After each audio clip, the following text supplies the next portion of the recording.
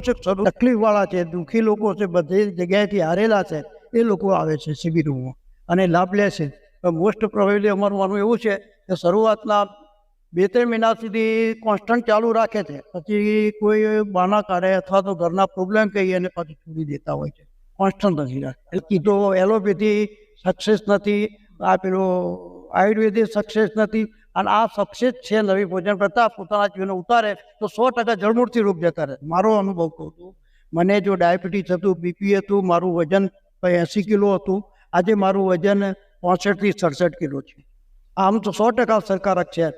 આ જે જો કમ્પ્લીટલી ફોલો કરે એની સિસ્ટમ પ્રમાણે તો 100% જળમૂળથી રોગ જતા રહેશે બધા, એમાં કોઈ શંકા નથી.